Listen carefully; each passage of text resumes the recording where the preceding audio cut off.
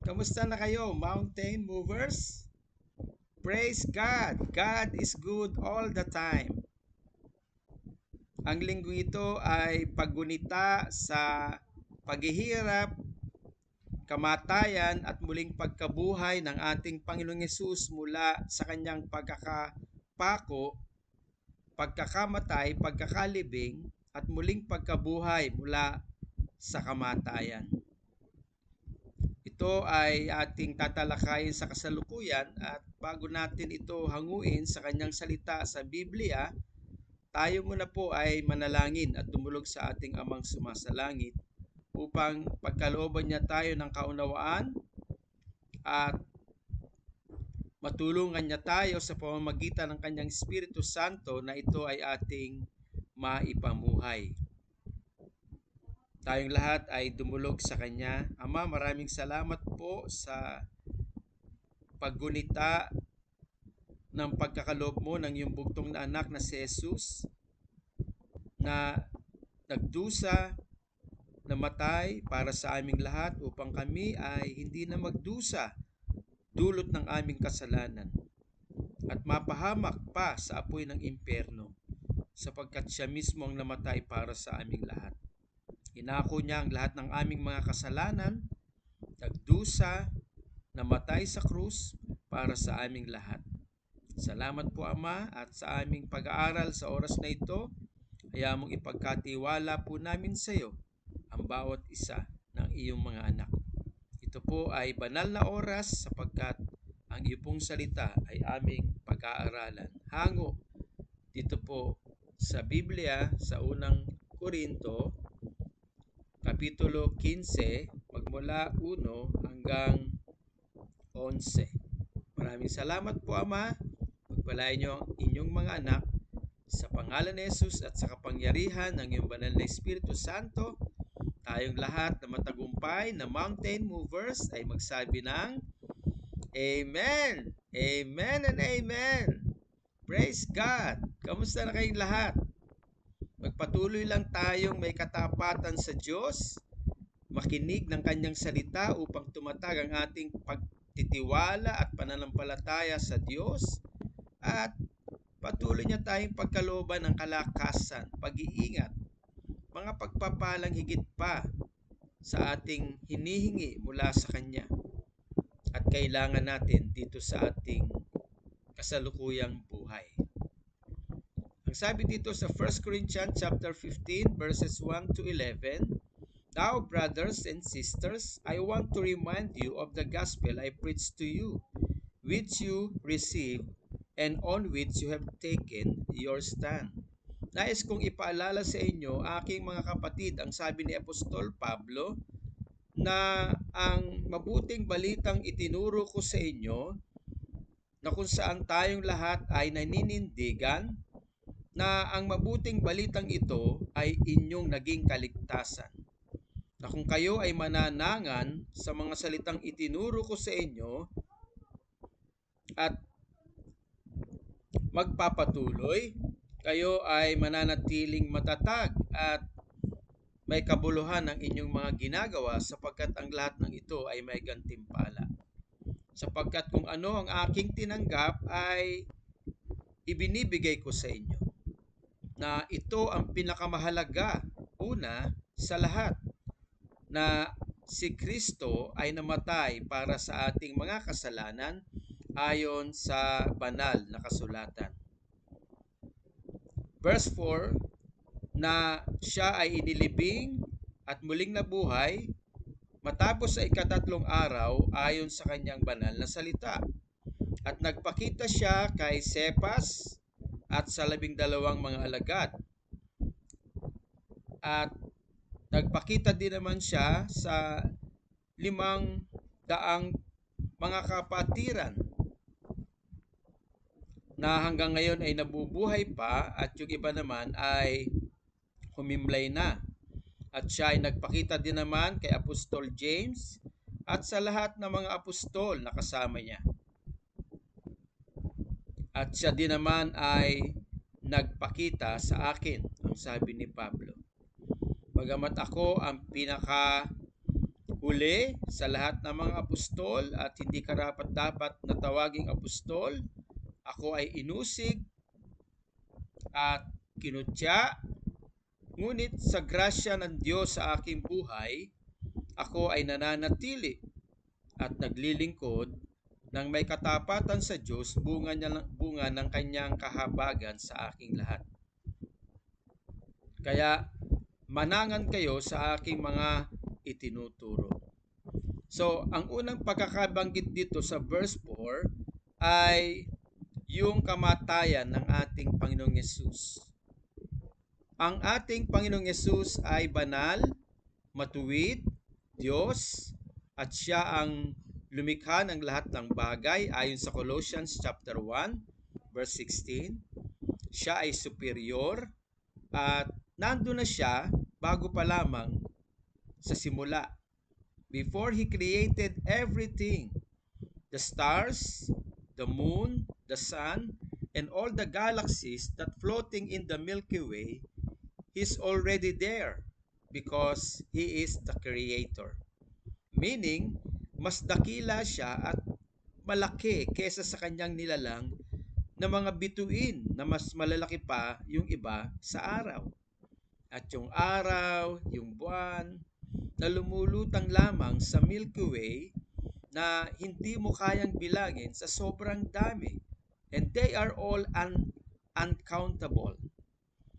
At hindi sila nagbabanggaan sa isa't isa sapagkat nag-set siya ng boundary upang sila ay magningning sa kanilang mga kaningningan. At ang sabi dito, siya ay nagkatawang tao upang mamatay sa ating mga kasalanan. Hindi niya tayo inabandona nung tayo ay nagkasala sa pamamagitan ng kasalanan ng ating unang ninuno na si Adan. Ang sabi doon sa Romans chapter 5 verse 12, for the sin of one man, all humankind has been sin because of the sin of Adam. Therefore, all have sinned and fall short of the glory of God. Ngunit walang sino mang pwedeng magbayad ng kanyang sariling kasalanan upang siya ay maging banal at makatamo siya ng buhay na walang hanggan, maliban na ang Diyos.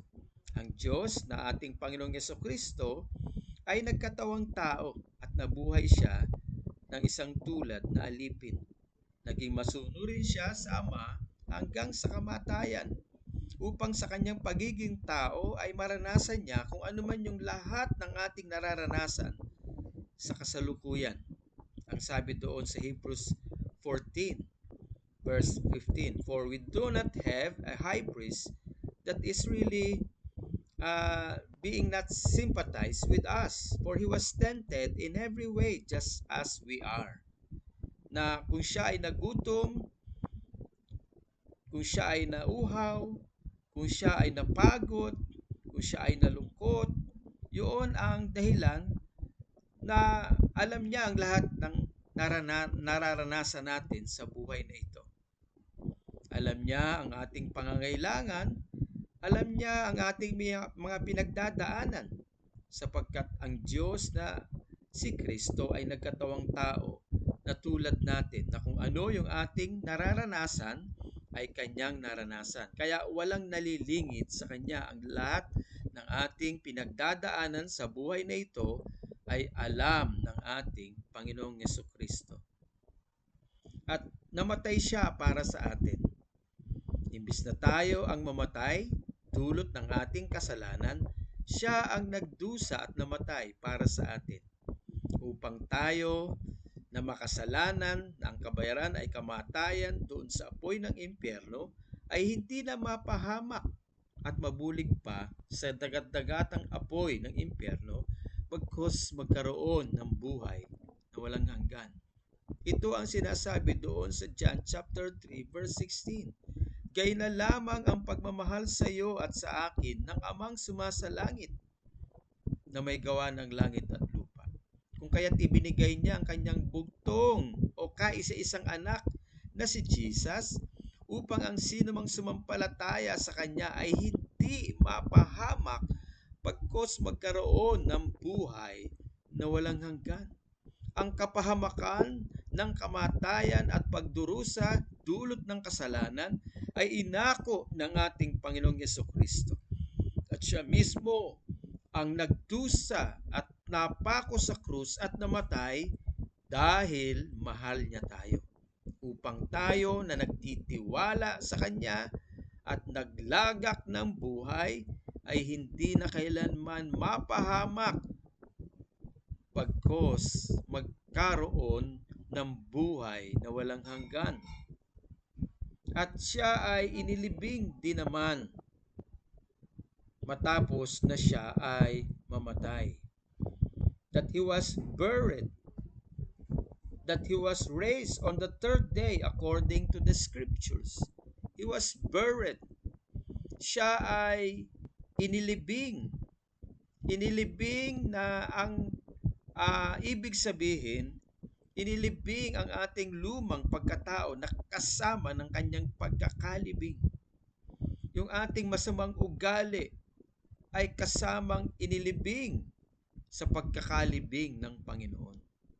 Ang ating mga bisyo, ang ating mga maling gawi, ang ating mga maling kaisipan laban sa ating kapwa, ang ating mga failures and mistakes, ang ating mga kadamutan, ang ating pagiging makasarili, ang ating pagmamataas, pagmamalaki, lahat ng mga ugali na hindi ayon sa kalooban ng Diyos, pagkus ayon sa ating lumang pagkatao, ay kasama ng inilibing sa pagkakalibing ng ating Panginoong Yesukristo. Kung kaya't ang sino mang nagtitiwala sa Diyos ay bago ng nilalang. Ang luma ay wala na at ang bago ay dumarating. Araw-araw ay nababago ang ating buhay sapagkat ang ating lumang pagkatao ay kasama ng inilibing sa pagkakalibing ng Panginoong Yesus 2,000 ng taong nakararaan matapos ng kanyang kamatayan. Kaya tayo ay nabubuhay ngayon sa katuwiran ng Diyos. Nabubuhay ngayon sa kabutihan ng Diyos. Nabubuhay tayo dahil sa kabutihan ng Diyos at ang resulta nito ay paggawa ng kabutihan sa ating kapwa at sa ating sarili. Pagmamalasakit, pag-unawa, pagmamahal, pagtulong, paglingap, pagbibigay, pananalangin sa mga taong hindi kaibig-ibig. Kaya ang sabi ng Panginoon doon sa Matthew chapter 5 verse 14, ipanalangin ninyo ang mga umuusig sa inyo. Pagpalain ninyo ang mga sumusumpa sa inyo. Pagtagumpayin ninyo ang inyong mga sarili sa paggawa ng mabuti upang madaig ang kasamaan. Tayo ngayon ay nabubuhay sa kabutihan ng Diyos. At ang resulta ng pamumuhay na ito sa kabutihan ng Diyos ay mga mabubuting gawa. Tayo ay malaya na sa pagiging sentro sa ating mga sarili. Tayo ay malaya na sa pagiging masama pagdating sa pag-uugali. Tayo na ngayon ay malaya na sa anumang bisyo na dati nating ikinabubuhay gaya ng pagsusugal, pag-iinom, pagsisigarilyo, paggawa ng masama laban sa ating kapwa o pag-iisip na hindi ayon sa kalooban ng Diyos. Tayo ngayon ay nabubuhay na nababago araw-araw hanggang sa matulad ang ating buhay sa ibinuhay ng Panginoong Yesus 2,000 ng taon na nakararaan, na may kabutihan, pangunawa, pagmamahal, kasipagan, pagtulong, pagmamalasakit sa kapwa, pagmamahal sa ating mga magulang at paggalang sa kanila, maging sa ating mga kapatid, mga relatives, mga kaibigan. Gaya ng sinabi ng Panginoon, mahalin mo ang Diyos ng buong puso, buong isip, buong buong lakas at mahalin mo din naman ang iyong kapwa gaya ng pagmamahal ko sa iyo. Sapagkat ang luma nating pagkatao ay kasamang ipinako sa pagkakapako ng Panginoong Yesus sa krus, at ang ating lumang pagkatao ay kasama din naman sa pagkakalibing ng ating Panginoong Yesus. Kung kaya't muli siyang nabuhay according to the scriptures. Verse 4, that he was buried, that he was raised on the third day according to the scriptures. Sapagkat tayo ay nabubuhay na sa kabutihan ng Diyos, ang resulta nito ay pamumuhay din naman sa muling pagkabuhay ng Panginoon na punong-puno ng kaluwalhatian. We will have an assurance and security that we will be with Him in eternity, full of glory, receiving all the rewards according to what we have done here on earth. Tatanggap tayo ng lahat ng gantimpala ayon sa ipinaglingkod natin sa Diyos, ayon sa ating ginawa na nakapagbigay ng karangalan at kapurihan sa Kanyang makapangyarihang pangalan. Ayon sa ating pag-ibig, una at higit sa lahat sa Diyos, pangalawa sa ating kapwa, at huli na lamang ang ating mga sarili. Pagiging mabait, pagiging responsable, pagiging matulungin, pagiging madasalin, mapagmahal sa Diyos at mapagmahal sa kapwa-tao. Itong mga bagay na ito ay itinalaga ng Diyos sa ating lahat upang tayo ay maging pagpapala sa Diyos at sa ating kapwa. Kaya ang buhay natin ay may inaantay na gantimpala pagdating ng araw sa kaharian ng ating Amang sumasalangit. We will be resurrected into the life eternal with our Lord Jesus Christ. With our Lord Jesus Christ. We will be with Him in eternity. So wala tayong dapat na ikatakot. Wala tayong dapat na ipangamba. Sapagkat anuman ang mangyari sa magulo at madilim na sanlibutan ito, tayo ay kapipilingin ng ating Amang sumasalangit sa Kanyang kaharian kasama ng Panginoong Yesukristo at ng Kanyang banal na Espiritu Santo. Kasama ang lahat ng mountain movers na nagtitiwala sa buhay at makapangyarihang Diyos. Kasama ang lahat ng mga nagtitiwala at nananampalataya kay Jesus.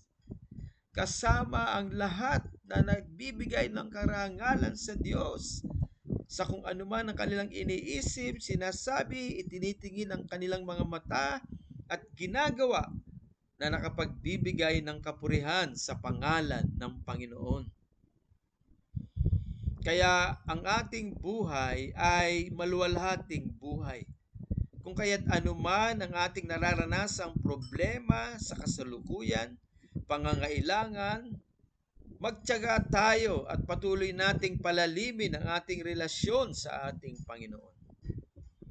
Magpahinga tayo sa presensya ng Diyos. Magpuri tayo sa Kanya. Sumamba tayo sa Kanyang dakila at makapangyarihang pangalan.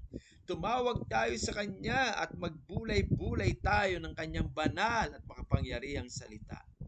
At patuloy na makinig ng Kanyang mga pangangaral upang tumatag ang ating pananampalataya sa Kanya at tayo ay mabuhay ng may kagalakan sa gitna ng pagsubok, hamon sa buhay at mga problema sa mundong ito.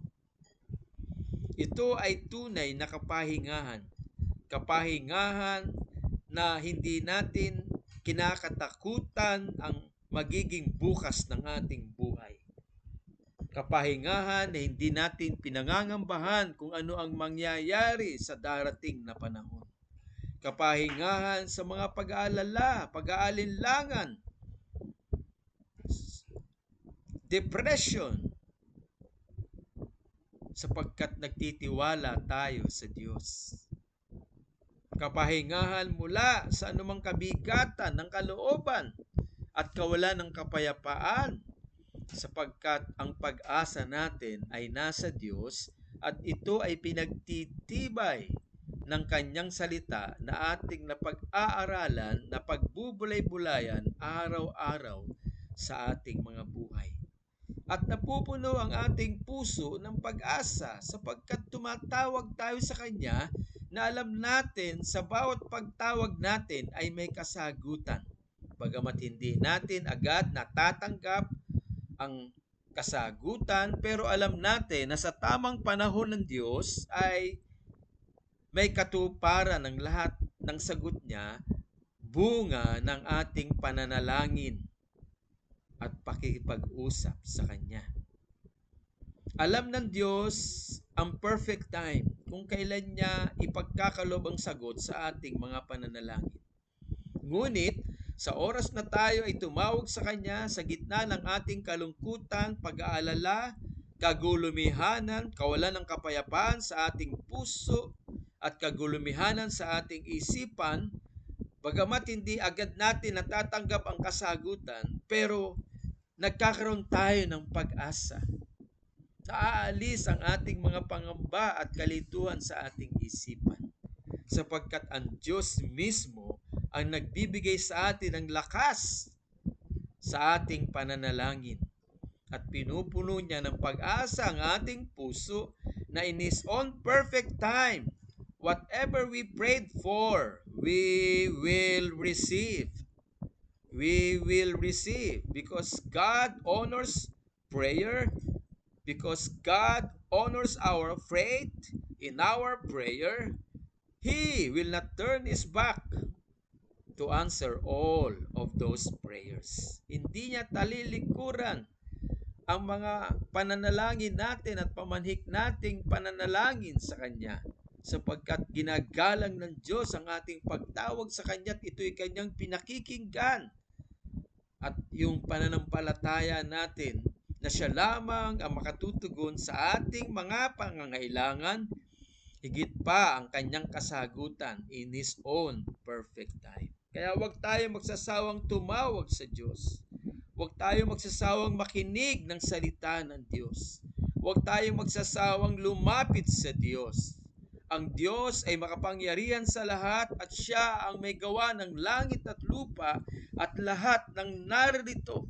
Higit siyang dakila at malaki sa kanyang mga nilikha. Kung kaya't sa ating pagtawag, nandun ang kanyang kapayapaan. Nandun ang kanyang pag-asa sa ating mga buhay. Nababago ang ating puso.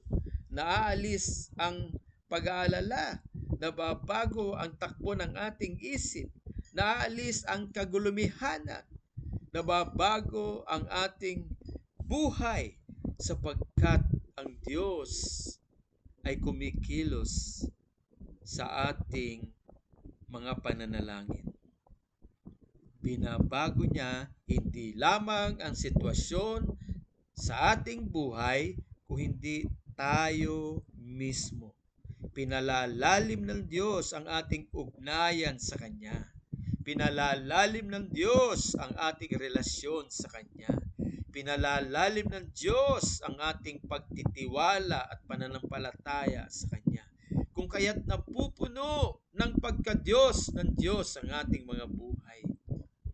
Higit natin siyang pinagtitiwalaan.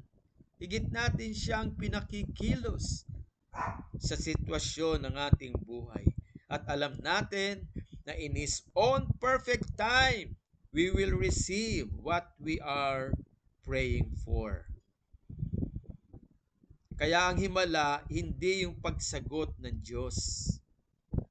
Isa lang yon sa himala. Pero ang pinakahimala ay yung nangyayaring pagbabago sa ating buhay.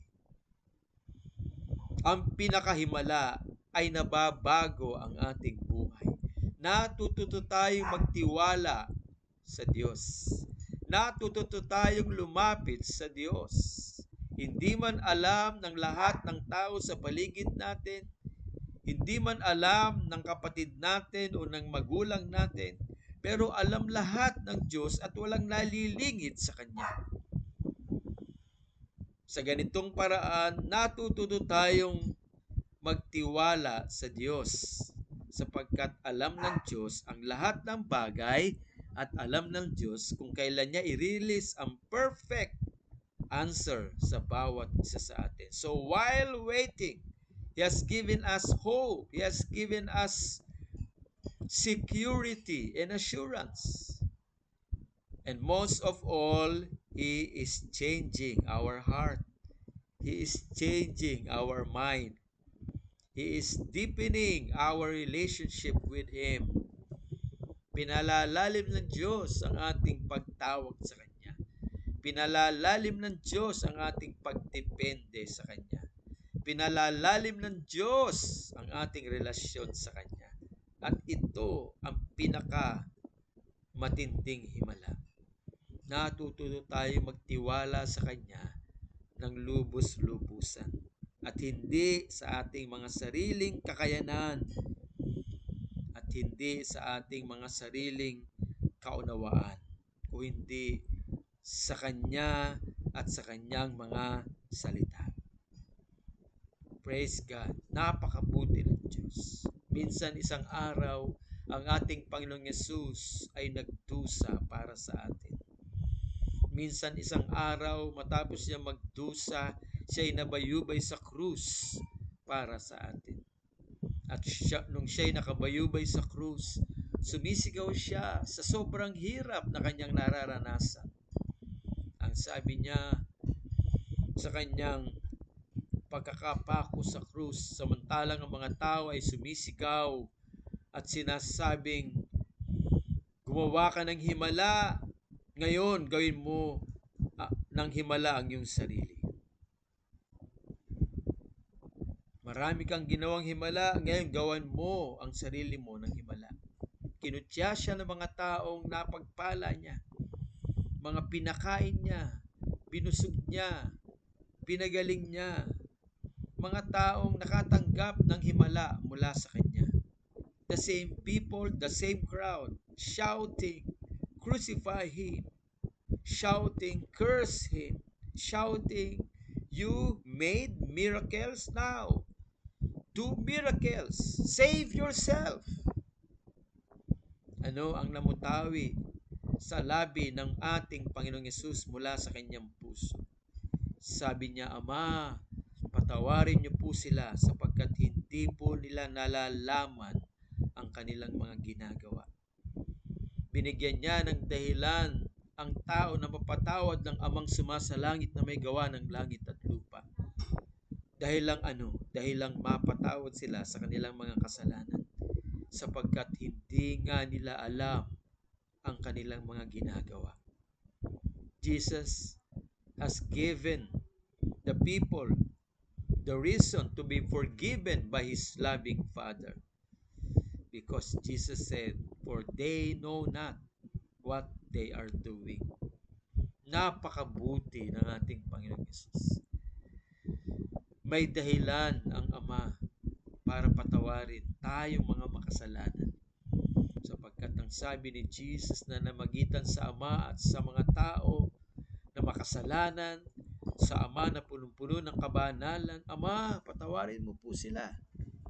Sapagkat hindi po nila nalalaman ang kanilang mga ginagawa.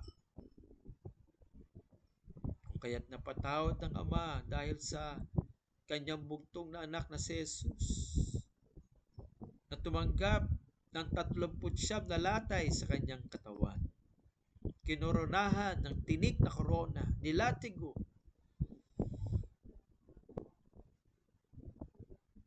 nagdusa katulad ng isang hayop, nabubo ang kanyang dugo, simbolo ng paglilinis sa lahat ng uri ng ating mga kasalanan. Inilibing kasama ang ating lumang pagkatao, muling nabuhay kasama ang ating bagong buhay, na kung paano siya kaluwalhati ngayon, mas maluwalhati din naman na kasama niya ang ating buhay mula sa kasalanan. At ngayon ay may katiyakan na makauwi tayo ng totohanan sa ating palagiang tahanan dun sa paraiso. Na wala ng sumpa, wala ng sakit at karamdaman, wala ng kasalanan, wala na ang dyablo, wala na ang sakit, wala na ang kapaitan ng buhay, wala na ang kadiliman. Ang liwanag ay ang ating Panginoong Yesus. At doon ay mabubuhay tayo na punong-puno ng kagalakan sa piling ng ating Amang sumasalangit na napakaganda, bago ang lahat at hindi naluluma. Napakabango ng lugar at walang kapantay sa kagandahan. Revelation chapter 21. Ito ang inihanda sa atin ng ating Amang sumasalangit sa ating Panginoong Yesus at sa kapangyarihan ng kanyang banal na Espiritu Santo. Full of surprises. Kung hindi tayo nakapunta sa abroad, sa iba't ibang mga bansa ang pag-uusapan natin sa kaharian ng walang hanggang Diyos. In a split seconds, we can be in other nation and other nation too, sapagkat glorified body na tayo. Full of surprises, full of beauty and wonders. All things are new. Amen? This is what we are waiting for. Ang mundong ito ay punong-puno ng korupsyon at kasalanan. Ang mundong ito ay hindi na mababago, sapagkat ang mundong ito ay subject na tubukin ng Diyos doon sa apoy ng impyerno dahil sa kasalanan. This world is getting darker and darker and darker and darker every day. But in the kingdom of God, we are getting brighter, brighter, brighter, brighter, full of glory every day. Kaya salamat sa Panginoon. Inialay niya ang buhay niya para sa ating kapatawaran, kabanalan, at ito ay magbunga sa ating buhay na walang hanggan sa piling niya. Kaya mga kapatid, salamat sa Panginoon. Magpatuloy tayo sa Kanya. Napakabuti niya. At kahit kailan hindi siya tumitigil ang paggawa ng mabuti sa bawat isa sa atin. Isama niyo po kami sa prayer. Na po. Ama, maraming salamat po sa iyong kabutihan at katapatan sa aming mga buhay. Salamat po, hindi po namin nakakalimutan ang iyong paghihirap sa krus para sa amin. Salamat po sa iyong biyaya, kalinga, tulong. Inako mo ang aming mga kasalanan upang kami ng mga anak mo na nagtitiwala po sa inyo hindi na mapahamak pagkos magkaroon ng buhay na walang hanggan. Tinatanggap po namin ang lahat ng ginawa mo para sa amin. Kinikilala ka namin aming Panginoon at tagapagligtas, O Jesus. Ikaw ang maghari sa aming buhay. Ikaw ang maghari sa aming pamilya. Kumilos ka po na makapangyarihang pagkilos. Pinupuri ka namin, pinasasalamatan, at tinatanggap namin ang himala sa aming buhay. Higit sa lahat, ang himala ng pagbabago ng bawat isa po sa amin patungo sa kabanalan ng aming Panginoong Jesucristo. Iingat ko po sa iyo ang buong Mountain Movers, O God, ang buong pamilya ni Darlene, ang buong pamilya ni Sister Jovi, ni Sister Sol, ni Jaja, ang buong pamilya ni Nunoy, ni Fidel, ni Marjorie, ni Cheryl, ni Nanay Irma, ang buong pamilya ni Jerry, ni Lisa, ang buong pamilya ni Luchi, ni Edith, ni Kig, ang buong pamilya ni Tess, ni Despert, ang buong pamilya ni Sweetie. Lord, patuloy ka pong manguna sa aming lahat. At ang mga kapatid ko, si Amel, si Nining, si Nuni, si Fidel, si Wengweng, at lahat ng mga kabataan. Panghawakan niyo po ang aming buhay, O Diyos, at maraming salamat po sa inyo. Ito po ang aming dalangin na may katagumpayan. Lahat ng Mountain Movers ay magsabi ng Amen! Amen and Amen! Praise God, Mountain Movers! God bless you all! See you soon!